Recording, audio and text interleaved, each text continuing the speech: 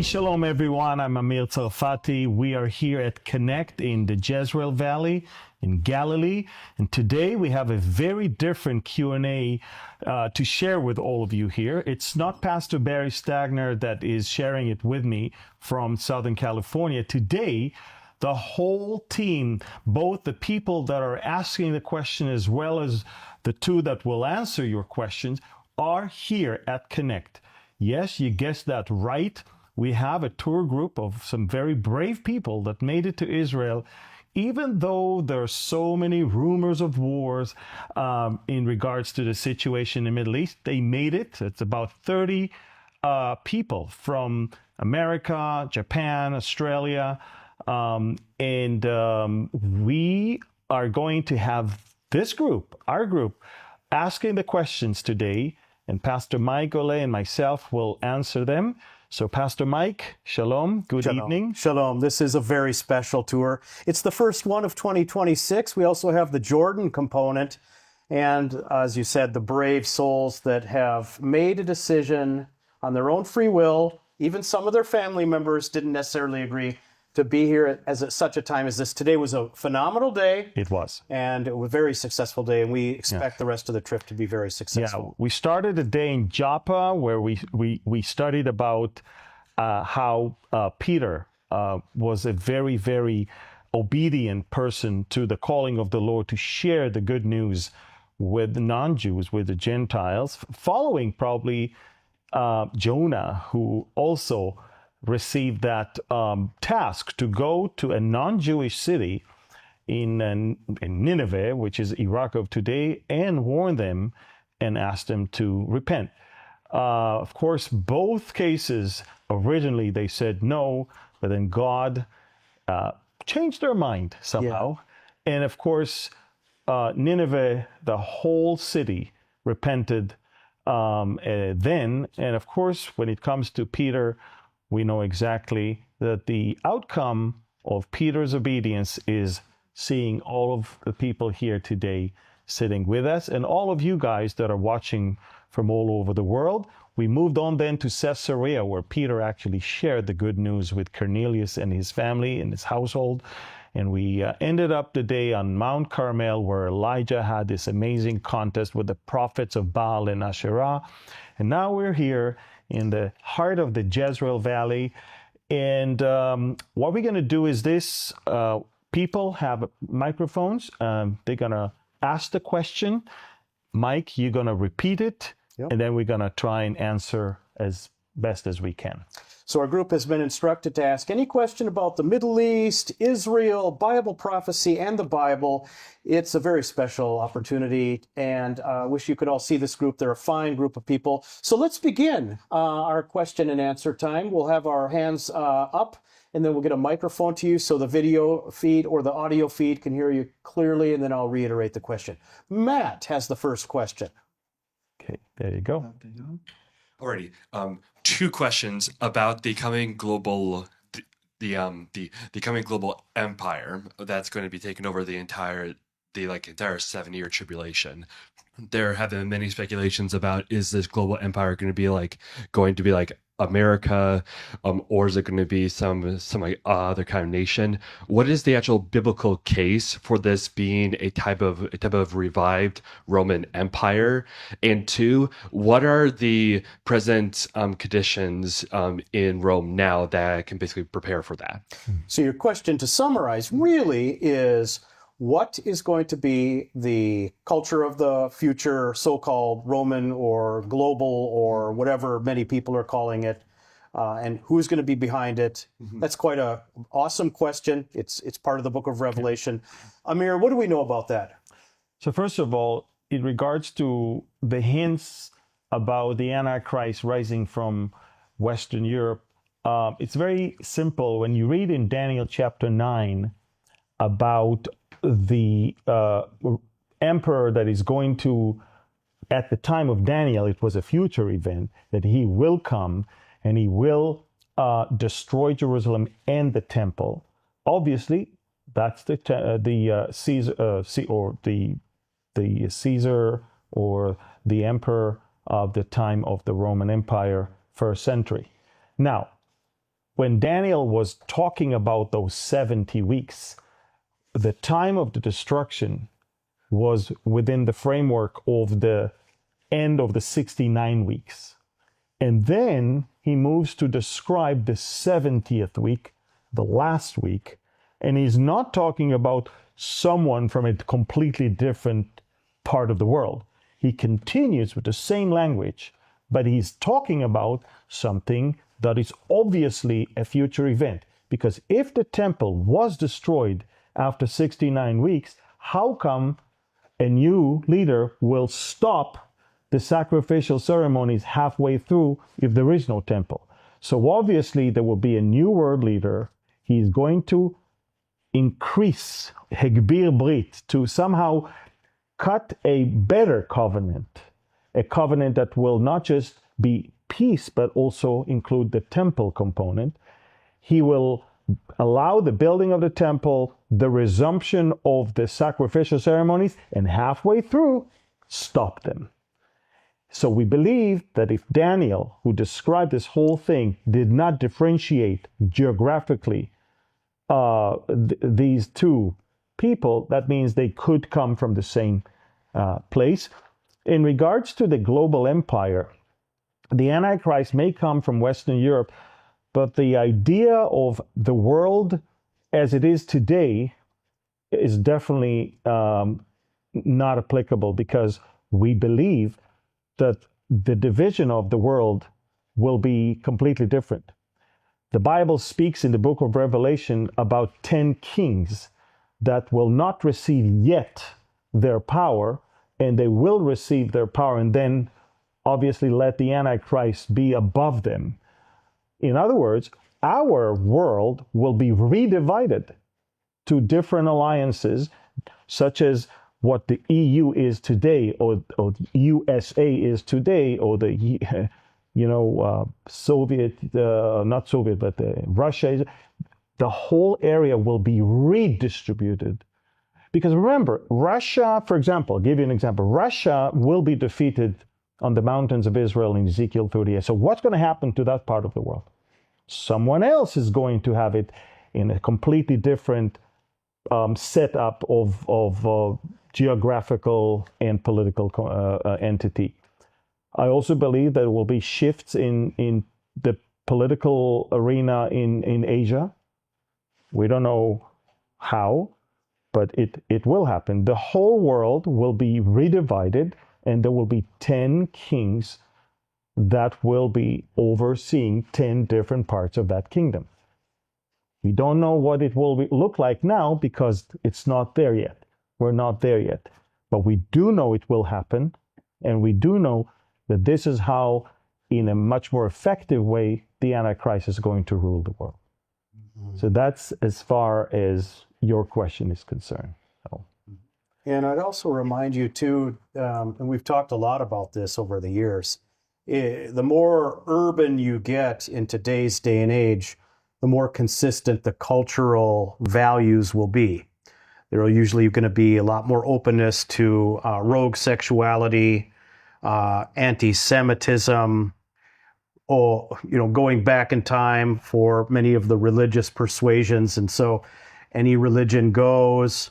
They're going to want one world order, tolerance, acceptance, and that's that Babylon that you brought up, the confusion, the melding pot. Globally. And we're doing more communication now than ever in history. We're doing more travel now than ever in history. And we have more technology to link us ever in history. And so all of these pieces are converging even now. But I also want to remind all of you that if the Antichrist is going to allow the Jewish people to build another temple, that means that anti-Semitism as it is today will come to an end. Understand what I'm saying? Obviously, there will be a deceptive spirit of this is the temple of God. Jewish people will believe this is the temple of God. And then when the moment comes, he will actually demand to be worshipped as if he is God, as 2 Thessalonians chapter 2 says. So there is going to be great deception that will make the current shape of anti-Semitism different. Now everybody hates the Jews. So the last thing they want is for the Jews to do well and for the temple to be built instead of, on the Temple Mount. It's not going to work right now. At the moment, the Islamic mindset will not allow a Jewish temple on Temple Mount.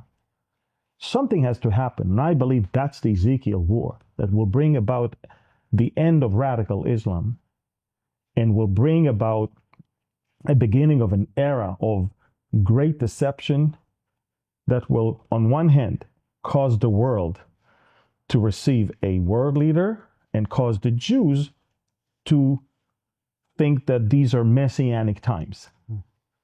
And when these two things happen, you can reach a situation where a temple is built in Jerusalem. Everybody think this is the right guy. And then he shows his true face when he demands to be worshipped as if he is God. And he wants to be worshipped at the temple of God. So,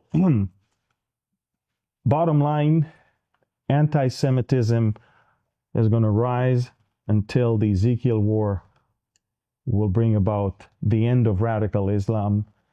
Things will shift, things will change, and the Antichrist, who wants to be liked by the Jewish people, because he's supposed to be their Messiah, remember, he will bring about a deceptive spirit that will deceive the world to receive him and the Jews to accept him.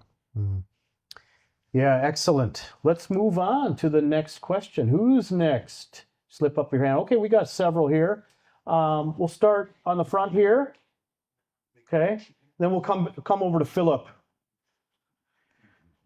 Do you believe the Ezekiel war will include nuclear exchange? Ooh, Amir, what do you think? Will the Ezekiel war involve nuclear warfare, weapons? There's a book here on the shelf.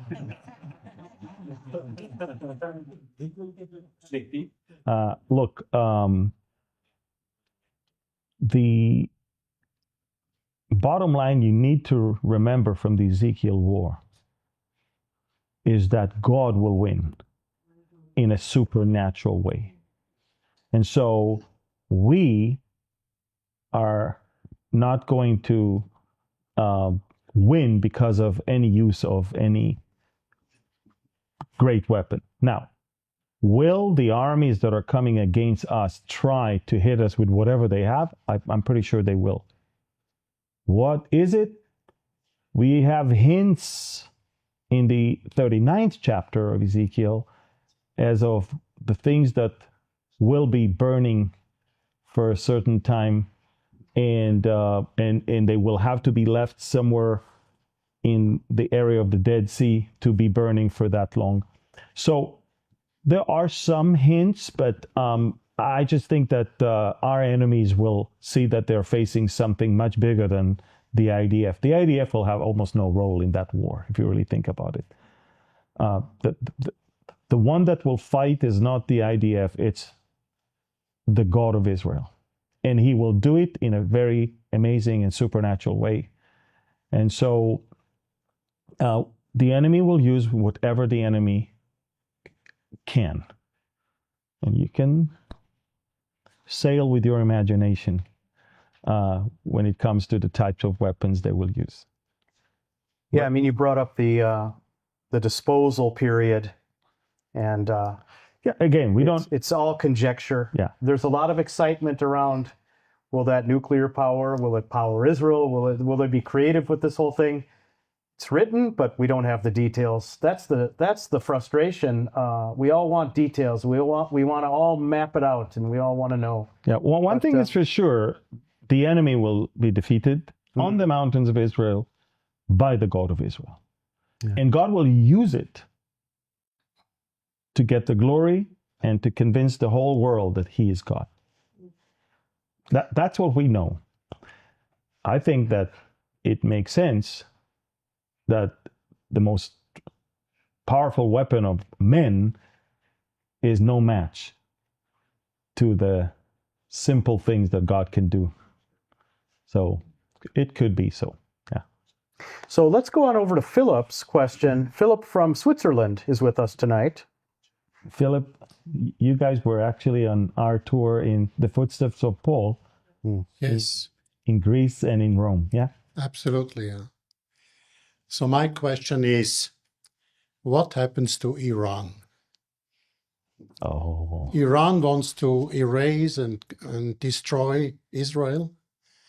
If there will be a change of government in Iran and Iran would become a friend of Israel as it was before the mullahs came, and then we have the Ezekiel 38 Mhm. war where we know that Iran is against Israel. And now the question mark is, what will happen? Correct. So this is really the very relevant question given the circumstances literally right now. You've reported a ton on this about in Telegram. So Amir, will you please unpack this for Philip? 49 years ago, yesterday, 47 years ago, yesterday, Ayatollah Khomeini landed from Paris and basically started what's known to be now the Islamic Republic of Iran. And remember, then the first is Islamic Republic of Iran. The idea of this radical regime is not just to rule Iran. Iran was supposed to be the platform that will export the Islamic revolution. So they created the IRGC, the Islamic Revolutionary Guard Corps. And the idea is that it will serve as the very loyal arm of the Islamic regime, but also as the arm of the regime to export this thing to the rest of the world. As such, you understand that their calling is not just to rule a country. Their calling is to, A, cause the Shiite faith to spread, and also to somehow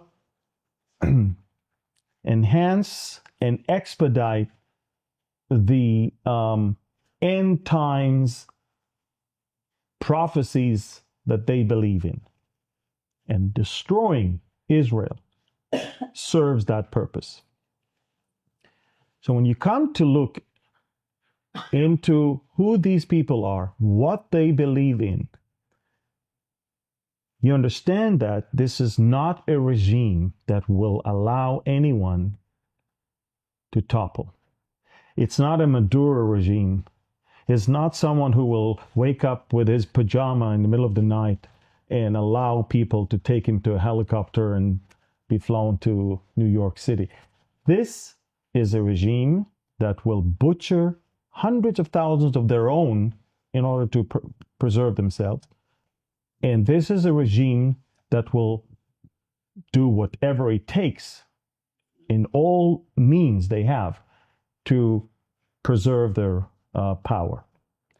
They have tens of thousands of ballistic missiles, coast-to-sea missiles, cruise missiles, drones, and other weapons. If they think that the goal is to topple them, they will use everything in their disposal. And I think that when President Trump, a couple of weeks ago, was about to order a strike, I think he was schooled by everybody around him. If you really think about toppling the regime, expect a tenfold response than what anybody had during the 12-day war. And that's why he immediately stopped it. And that's why 2 weeks later, the American forces are not enough to withstand an Iranian response. And this is why in the last 24 hours, the music has changed. The music is no longer, we will topple the regime. The music is now, we want to reach what? A deal with the regime. We want negotiations. We want somehow, bottom line is the regime stays in power. It just has to relinquish its nuclear and ballistic missiles programs, and that's it. Personally, as you suggested, I believe that the Ezekiel scenario is a given. God's word is 10 times more accurate than the news today and circumstances around us. So it's not a question of will Iran join a coalition against Israel. It's not a question because we know it will happen. The question is what's going to happen between today and that point.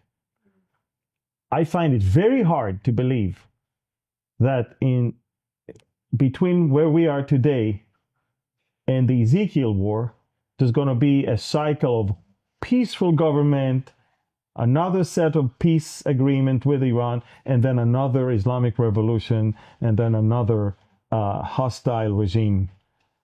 It is way more likely, based on Bible as well as reports that we get from the area, is way more likely that somehow the regime will reach an agreement that will keep them in power. All they want is to kill the time until President Trump is no longer the president. We're talking about how long? Less than 3 years. Less than 3 years. They're masters in negotiations and they're masters in deception. And so my assessment is either America will strike but not topple, or America will reach a deal and not topple. And even if the current regime will be toppled, no one tells you that this country will have a peaceful transition of power and will one day become the best friend of Israel. Now, this is a wishful thinking. This is something I wish to see. In fact, I hope I'm wrong in all of my prediction right now. But since my opinion doesn't really matter, but what the Bible says matters, then you're right. The Bible clearly indicates that Persia will join Rosh, Meshech, and Tubal, and will join Gomer and the house of Togarmah, Put, and Cush in their attack on Israel. I know that it's not probably the answer that the brave Iranians wish to hear. I wish I could tell them that tomorrow there will be a regime change. I wish I could tell them that the day after tomorrow there will be peace agreement with Israel. I wish I could tell them that the Islamic Revolution is over and that the Islamic Republic of Iran is no longer in existence. I want to be the first one to say that. But wishful thinking is one thing and reality is another. And the reality is that it's a big country. It's a very divided one made of so many different minorities. It's going to be very, very hard to topple the regime and have a peaceful transition of power to someone that is in love with Israel. Yeah, to further enhance what he's saying here, if we were to roll back the clock, Philip, and we were told even in December that the Crown Prince was going to try to organize some kind of takeover, Trump immediately, when these people started to press in against the Ayatollah and the mullahs, Trump said, "We got your backs." And so that increased the intensity. And to our embarrassment, and I will say as an American, I'm embarrassed that we didn't come through for them to their level of expectations. And so they have Islamic mullahs everywhere controlling a lot of the mines. They've built up the infrastructure to be a military country. The people have no weapons. They were suppressed, and tens of thousands of them are dead. Very sad. Yeah. And what happened in Gaza, as far as death toll in 2 years and 3 months, actually almost happened in 48 hours in Iran. But unlike Gaza, the Iranians were civilian and unarmed, and they never really committed any massacre before. Whereas in Gaza, it's a different story. And so, look, I think the protesters also know that without arming them and without help on the ground, there is no amount of air raids that will ever topple that regime. There's no way. So if you want to topple a regime, certainly a ruthless as the one that we are dealing with, it has to be a very calculated move with a lot of heavy weaponry that should flow into that area, and it has to be from the ground as well. And as long as it's not done that way, the chances for that are slim. Yeah. Everyone knows that. I think they know that as well.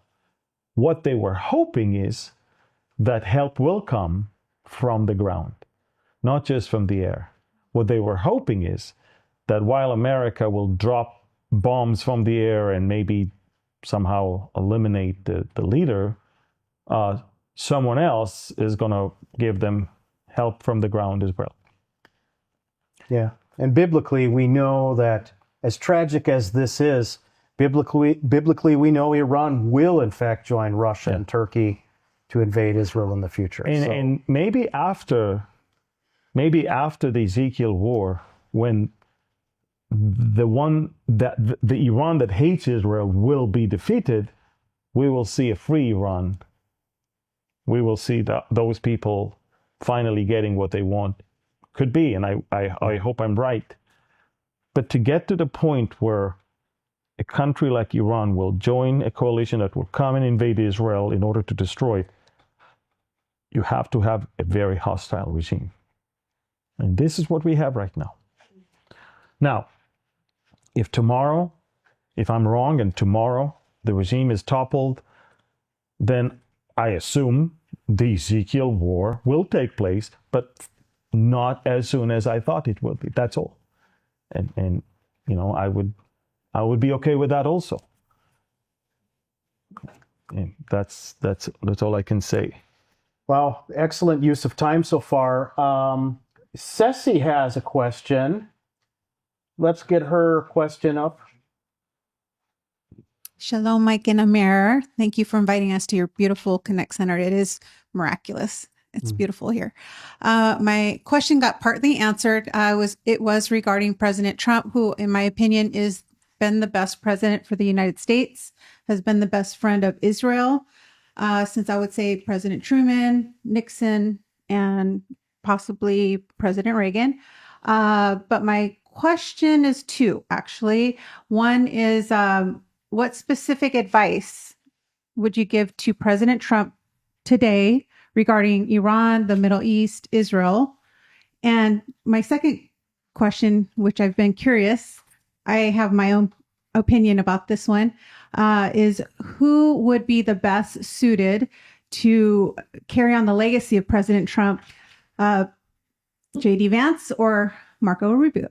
Oh, so that's kind of on the second half, political question. The first one is more in the sense of, Trump, good friend of Israel.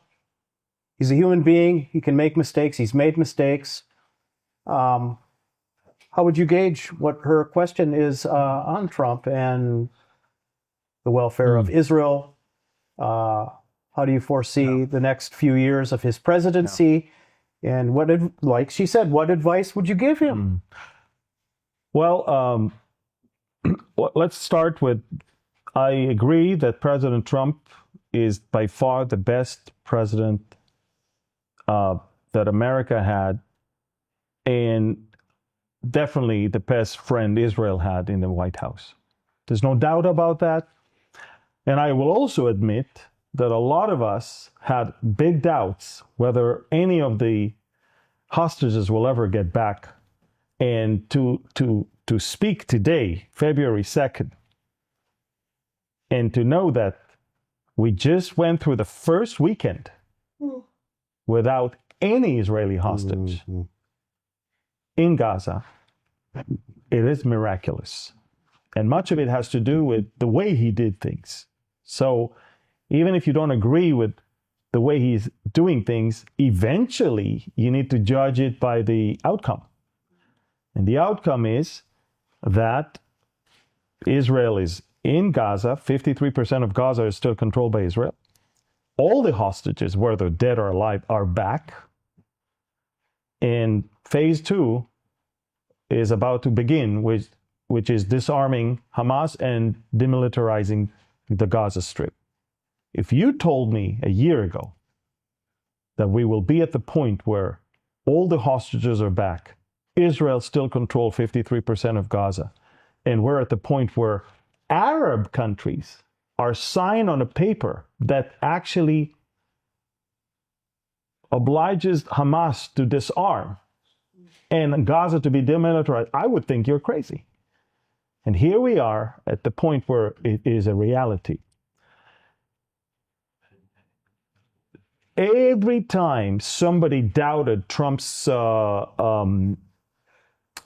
stance on Israel, and for the most part, it's the Israeli left, the liberal left, that never liked Trump to begin with. And throughout the whole past year, always thought that now Trump is about to stab Netanyahu in the back. No, okay, it's not now. Now. Okay, it's not now. Now it is. They're always waiting for it, and they're always being proved wrong. So I think that Trump has in his mind, the world is divided to the bad guys and the good guys. And I think that Israel is on the good guys' side in his mind, in his world. I also believe that the way he does things is different. However, now we're coming to your second part of the question. I believe that the Republican Party and the conservative camp in America has been infiltrated and is heavily deceived and is filled with a lot of anti-Semitic people.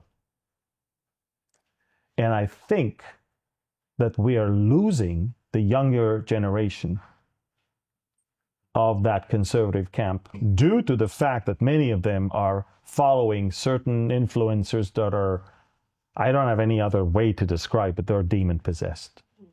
That's the only way I can describe it. They're obsessed with Israel. They have a demonic spirit in them. And even now with this, everything that happens, they will immediately look at it through the filter of Israel is the problem. Doesn't matter what the issue is, Israel is the problem. So my outlook for the coming 3 years is that President Trump will stick with us, but it will be more and more and more difficult for him.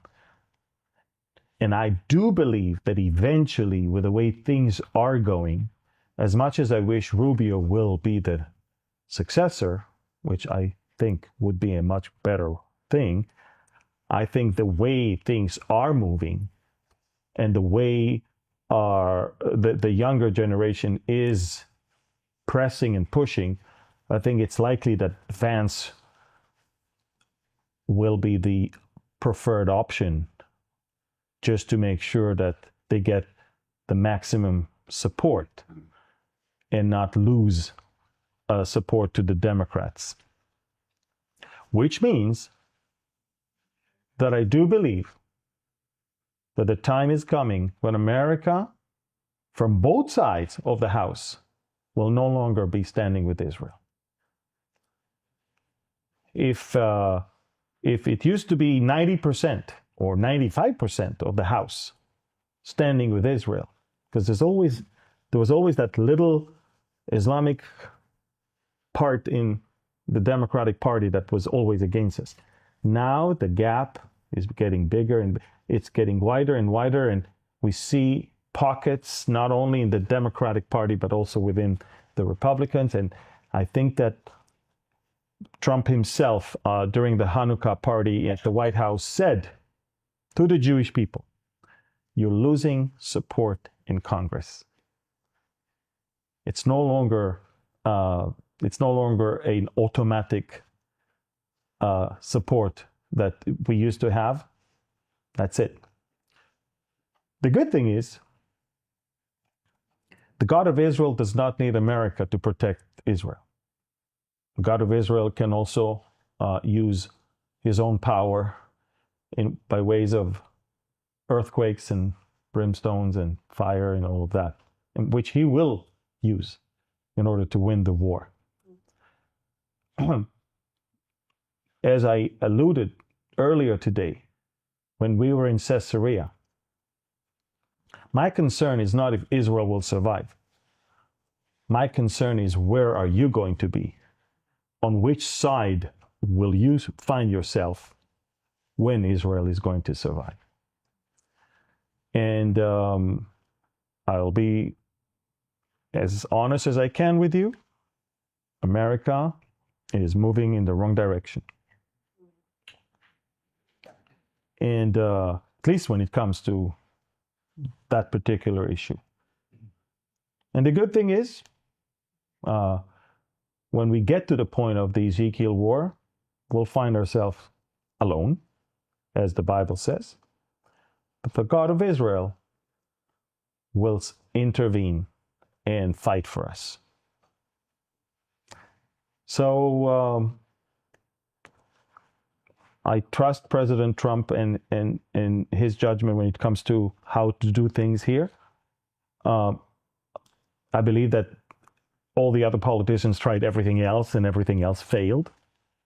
But I also think that he is the last president and leader in America that will be as close of a friend to Israel.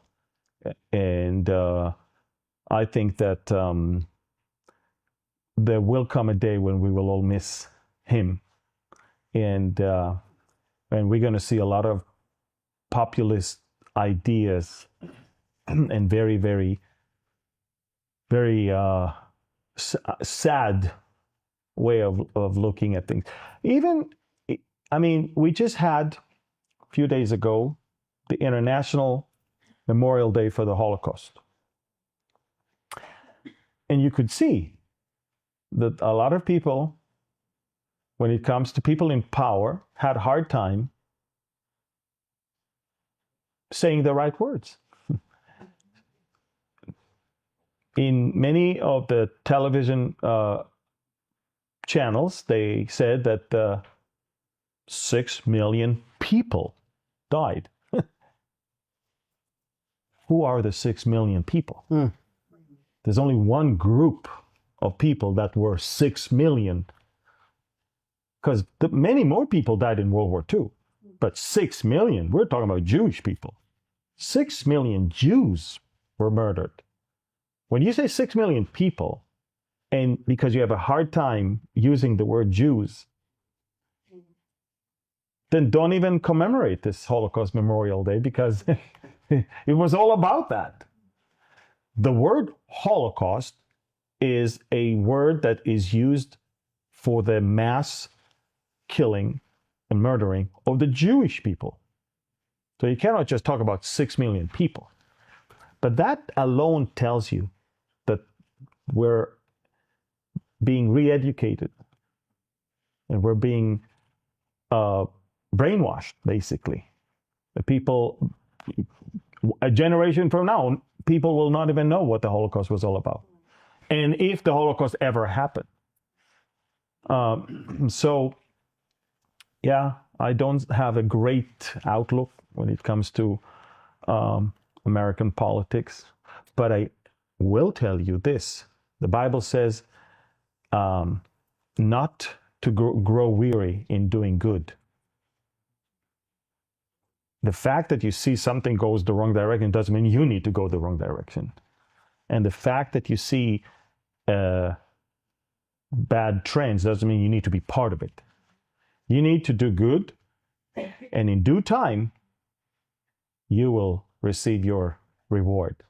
Doesn't mean it's going to be instant, doesn't mean it's going to be tomorrow, may not even be in this world, but we need to always strive to do the right thing.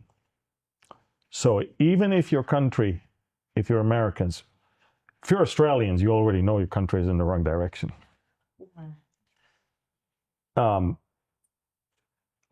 But I'm just saying, even if you look at a country that goes the wrong direction when it comes to Israel, at least you need to sound your voice and be in the right place, the right side of history.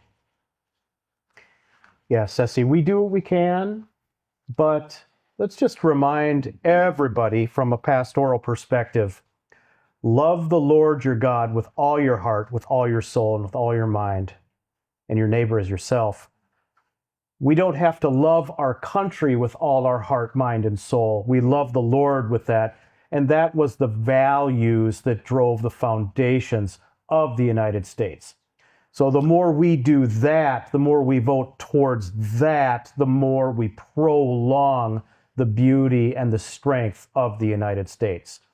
Secondly, the prophecies, especially of the end times, surround Israel, support of Israel, and preaching about the truth of how Israel is the cog that makes all of the sense in the interpretation of how all these cogs come together.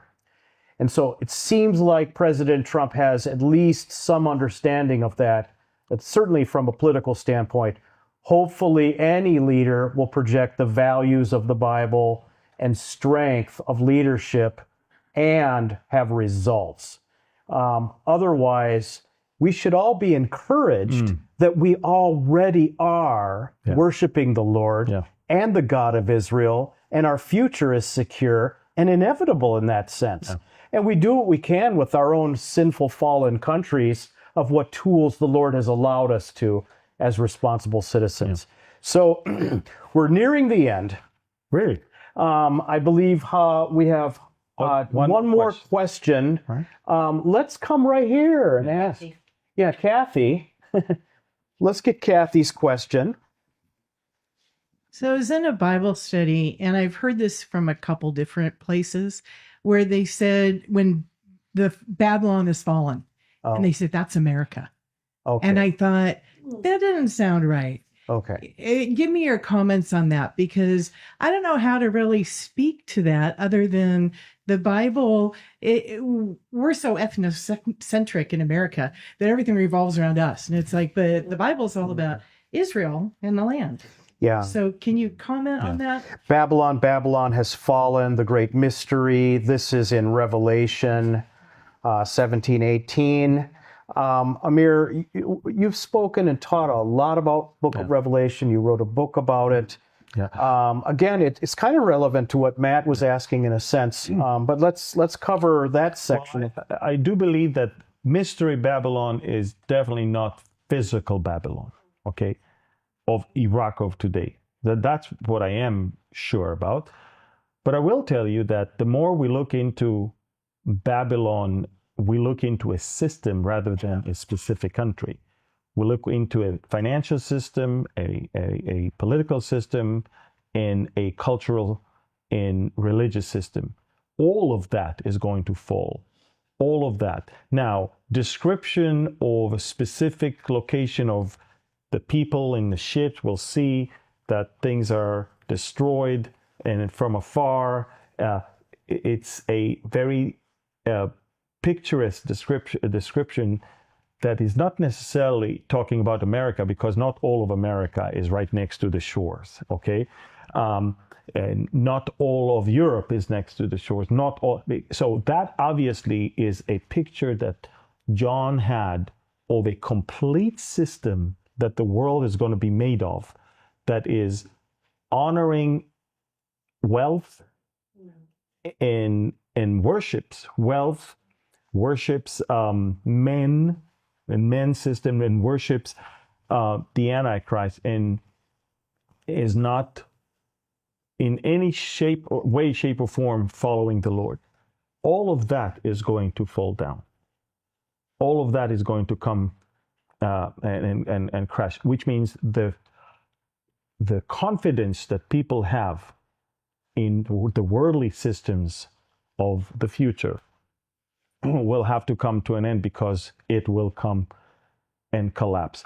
I don't personally necessarily think that it is America. In fact, take your index finger, press right here. I'll take you back to Ezekiel, which we all agree has to happen before the tribulation. Already then, America is not there to help Israel. One must ask himself why. Why the biggest ally of Israel in the whole world is not there to physically, militarily be there to help Israel in its most difficult hour. There's a good there's a good chance that an implosion will already happen. There's also a good chance that the rapture took place and that paralyzed America in a way. So it doesn't have to be America necessarily as Babylon. America today is a big force, but if you move forward, not too long from now, it won't be. It won't be. And the Antichrist is not going to come from America. And so why would America be that which won't be that big of a deal then?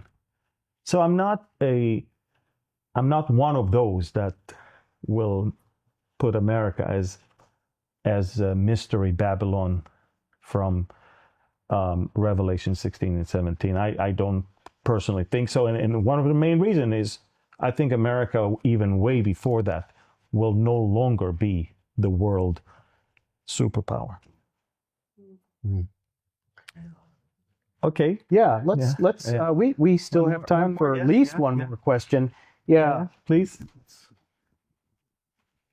Yeah, I'd like to ask a question, because from a perspective of someone not from not from the West, okay, I would like to ask a question from. And by the way, you're from Hong Kong, just so our audience understands. Yes. Or were you going to say that? I'd like to stand from someone that's from as a Asian countries. Yeah. Because we, apart from biblical perspective, like why Israel or Jewish people being hated or being targeted for so much and so long, what can we do to make other people to understand and stand with Israel beside American or beside European country? Question. It's a great question. First of all, do you want to repeat it? Well, the question is, what can you do? I don't care where you're from. You're from Hong Kong originally, but we have Americans, we have Swiss, we have Australians. I don't care where you're from. The Bible has a clear mandate that Israel is God's chosen nation, especially in the end days with the fig tree coming back to life. So the question is, people really don't know how. Okay. What does that look like to support Israel? How far do you go? What does the Bible say? And why? Okay. First of all, most of the anti-Semites are relying on fake and false narrative. So the first thing you need to do is expose them to the truth. For example, this whole Palestine narrative, many of them don't know that there's never been a Palestine as a country in the history of planet Earth. So first of all, disseminate truth. Spread the truth. Give them tools. Take them back to archaeology. Show them history. And then establish credibility when it comes to the Bible. And once the Bible is credible enough in their eyes, because everything it says that happened did happen, we have proofs for that, which obviously it means that everything it says it will happen, then it's easier But if you're looking at people who do not believe in the Bible, there's a lot of Israel defenders that don't believe in the Bible, but they believe in being decent, honest, and a truthful person, to be a truthful person. And so, again, I don't believe that any person that hates the Jews for being Jews or hates Israel can ever base any of those two things on true facts. It will always be on lies, and will always be on deception. So, for your sake, if you want to explain to people why they need to stand for Israel and how they need to stand for Israel, first of all, ask them, is truth even something that you are interested in? Because today it's the Jews, tomorrow it's someone else. I mean, you need to read, you need to learn and investigate yourself. Don't parrot things that you see online only. I see more and more people sobering up to the understanding that everything they heard was a big lie, but it's only because they dared to ask the questions and they dared to investigate. Now, as I said before, I think that standing on the side of Israel is a spiritual thing. Beyond facts and beyond current events, it's a spiritual thing. And I do believe with all of my heart that it's a spiritual battle. It's a battle on the truth. It's a battle on the minds of the people. And so you can fight spiritual battles with spiritual weapons. And this is why we believe as a ministry, and that's why we started also Gen Zion right now. We believe that the only way to fight this is by teaching people the Bible, is by exposing people to the Bible, by equipping them with the spiritual weapon that they can fight in this spiritual war. Because it doesn't make any sense. The way the people around the world hate Jews and Israel makes no sense, only if you understand there's a spiritual component to it. And I see a lot of Jewish people, non-believers, they're Orthodox Jews, who will say the same thing. They understand it's spiritual. And I say, if you understand it's spiritual, then you have to fight it in the spiritual. By the way, Balak, the king of Moab, who commissioned Balaam to go and curse Israel, remember? In Numbers 23. Why do you think he commissioned him to curse Israel? Why do you think he paid him money to lift up his oracle and to pronounce a curse on Israel? Because he knew that in the physical he cannot win. And he figured, doesn't make sense how these people always win the war. It has to be a spiritual thing. And since it's a spiritual thing, why don't I move to the spiritual realm? But because it was the spiritual realm, Balaam said, how can I curse him who is not cursed and denounce him who is not denounced? Only when you understand that it's a spiritual thing and you equip people with a spiritual weapon, then they understand that they cannot curse that which is not cursed and denounce that which is not denounced. And by the way, Israel was meant to stand alone and not to reckon itself among the nations. Am levadad ishkon. These are the three words every Israeli knows from what Balaam said in regards to Israel. People that will stand alone. We were never meant to be a nation like all the others. We were never meant to be a nation that should assimilate to other nations. And every time we tried to do that, we suffered and we were punished also. So look back and see what is the portion of all those who cursed us. They were cursed. And all those who blessed us, They were blessed. That alone should be enough for people to make the right decision as for who they're standing with. I want to thank all of you for being here. I know you're tired and hungry, and maybe even in a need for a shower. Not that I think that, I'm just saying, for sure it's been a long day. Some of you arrived this morning, some of you arrived late last night, so we want to send you to the David's Harp Hotel right in the northern part of the Sea of Galilee. I want to thank everyone for watching our first ever Q&A with a live audience here. We want to invite you to come with us to Israel. We've got tours throughout the year. Be bold. Don't believe the Midianites. Come. And also come to connect and be part of something that we may start doing from now on every once in a while. I want to thank you, Pastor Mike, for moderating it and helping us with this. Continue to pray for this country. There are wars, but there's also rumors of wars. But we know that he that keepeth Israel neither slumbers nor sleep. And we also know that Israel has a future and a hope.